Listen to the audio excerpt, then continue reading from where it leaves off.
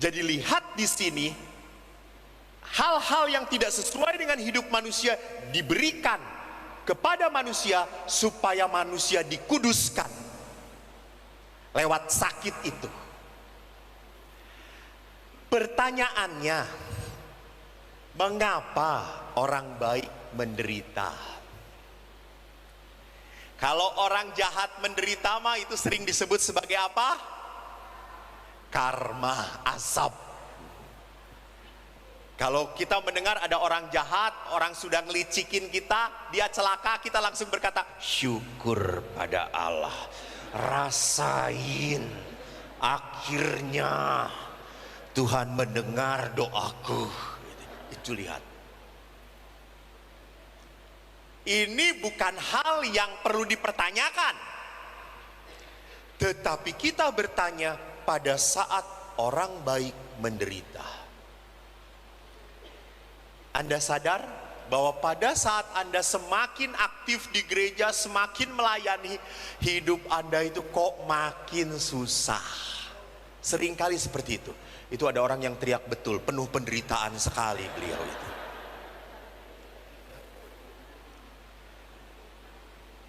Jadi rupanya orang semakin melayani Tuhan, hidupnya bukan semakin dimudahkan oleh Tuhan. Halo. Bahkan seringkali pada saat kita semakin melayani, kok semakin berat, kok semakin sulit, kok semakin ada aja masalah. Gitu ya. Karena kalau kita menderita, kita selalu bertanya, apa dosa saya? Apa salah saya? Itu pertanyaan kita. Dan kita selalu bertanya, mengapa Tuhan? Kan ada beberapa ibu juga yang sharing dengan saya, Romo, saya tuh sudah doain anak, sudah dididik baik-baik, kok jadinya kayak gitu. Kayak gitu gimana Bu? Ya kayak bapaknya.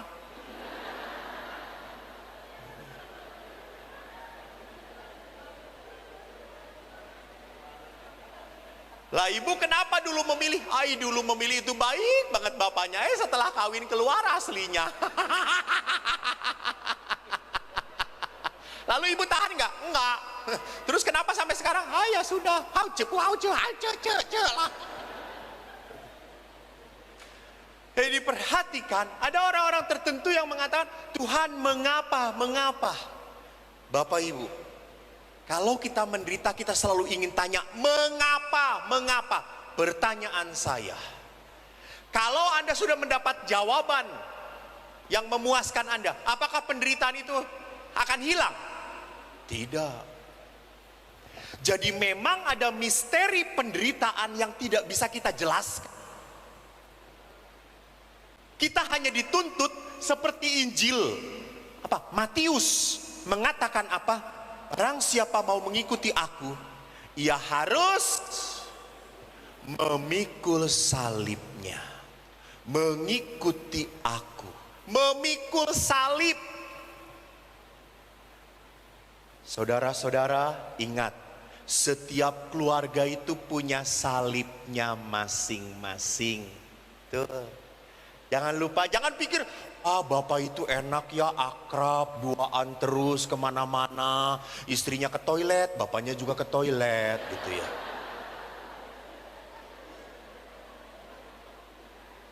Lihat kalau ke gereja, salam damai, selalu cipika-cipiki.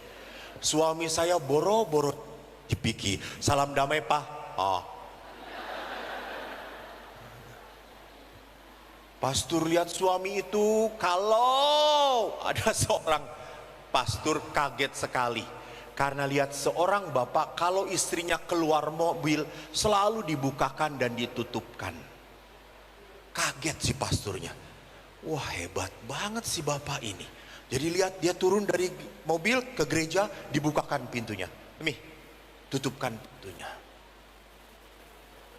Lalu si pastor saking kagumnya, dia tanya kepada ibu itu, Bu, bapak itu sangat sayang ya dengan ibu. Terus ibunya, biasa aja. Loh, ibu ini tidak peka, kata si pastornya. Kenapa pastor? Saya itu melihat kalau ke gereja, bapak itu suami selalu bukakan dan tutupkan pintu mobil ibu. Romo, itu terjadi setelah pintu mobil tidak bisa dibuka dari dalam.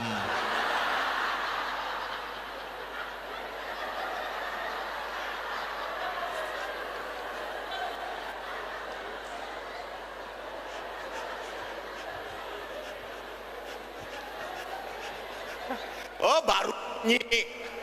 Yang lain apa sih ngertinya? Biasa naik angkot susah lah, kalau dia naik angkot tidak pernah. Jadi Bapak Ibu lihat, di dalam kehidupan memang ada penderitaan yang tidak bisa kita jelaskan. Dan bukan penderitaan itu untuk dijelaskan. Penderitaan itu untuk diterima, dipanggul. Kita mau mencari jawaban dari siapapun, tetap tidak pernah bisa kita mendapatkan jawaban yang puas. Saya ingat sebuah tulisan yang tadi saya ceritakan kepada beberapa panitia.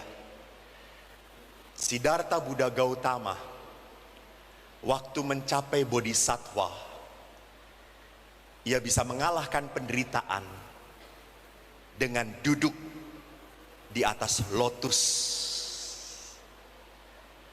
Kalau saya salah nanti pas istirahat tolong dibenarkan. Dengan tenangnya sang Siddhartha mencapai bodhisattva Buddha.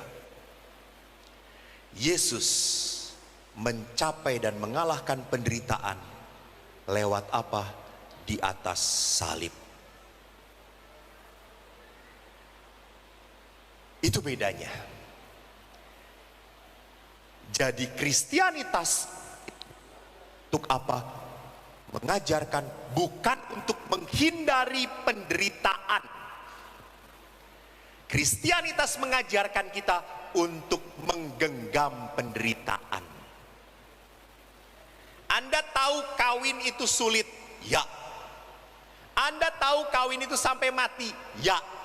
Kenapa banyak mengeluh? Kenapa Anda banyak membanding-bandingkan? Itu yang membuat Anda makin menderita. Itu yang membuat Anda makin sakit, kecewa. Karena banyak sekali perkawinan, halo, tidak sesuai dengan harapan. Betul atau tidak? Aduh ampun, langsung dijawab. Dan ibu-ibu yang menjawabnya.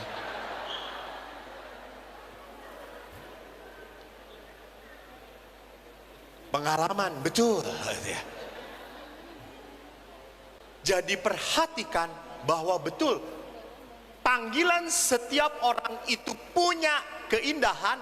Dan sekali lagi, di dalam kehidupan tidak pernah kita bisa enak semuanya. No, harus terima pahitnya juga. Saya menjadi pastor sendirian, kemana-mana tidak pernah direcokin. Tapi berkali-kali saya pergi, lupa bawa celana dalam, Pak. Karena tidak ada yang mengingatkan.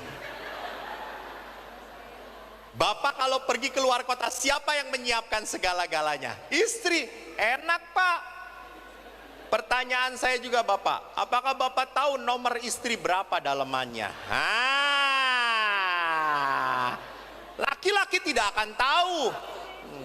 Nggak tahu betul, laki-laki hanya fisik. Segini Romo, segini Romo. Sebelum nikah segini, sekarang segini Romo. Kalau istri tahu nggak dalaman suaminya? Tahu. Siapa yang membelikan? Istri. Istri. Lihat itu perempuan melengkapi. Suami itu terima beres.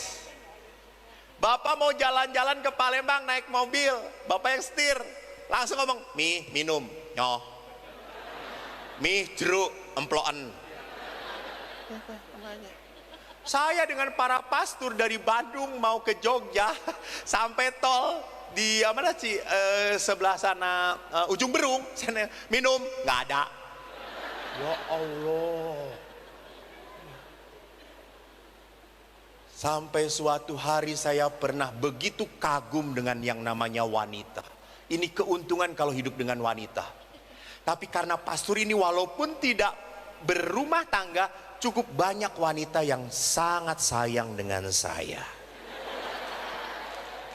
Dan kebanyakan encim-encim. Dan saya tenang bergaul dengan encim itu. Sudah tidak nyetrum lagi.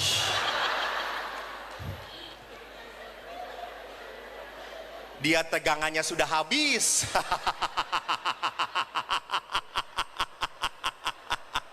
Saya nggak punya tegangan gitu, ya udahlah. Sampai suatu hari kayak encim itu sayang pada saya ulang tahun, ingat sekali di pasturan. Sampai Romo, Cim gitu ya, dia peluk saya gitu. Romo, ini hadiah untuk Romo gitu ya. Aduh Cip, repot-repot. Ini pasti Romo seneng. Karena namanya encim kan, orang tua kan selalu ingin pada saat itu juga dibuka kan. Kita happy birthday sudah nyanyi. Ayo Romo, hadiahnya dibuka, ayo Romo dibuka. Terus yang lain, ayo dibuka Romo. Pastor, ayo dibuka, kasihan Cim ini. Ya udah dibuka. Pada saat dibuka saya kaget. Celana dalam. Lalu saya tanya, Cim, kok tahu? Romo kan suka yang anti selip kan, ini anti selip Romo. Betul. Dan saya lihat nomornya pun percis nomor saya. Terus saya tanya, Cim, kok bisa tahu sih nomornya? Saya 2 hari yang lalu ke tempat ruang cuci. Terus saya tanya tukang cuci, mana yang punya Pastor Eko? Mana? Terus Cim kok hafal? Ya saya potret, kata saya itu. Terus saya ngomong, tolong ya jangan dijadiin PP ya Cim, kata saya itu. Saudaraku terkasih, lihat bahwa saya sebagai pastor ada sukacita, ada penderitaan.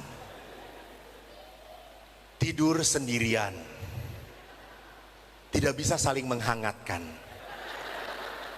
Anda tidur berdua, tapi jangan lupa ada suara-suara aneh yang kadang-kadang muncul.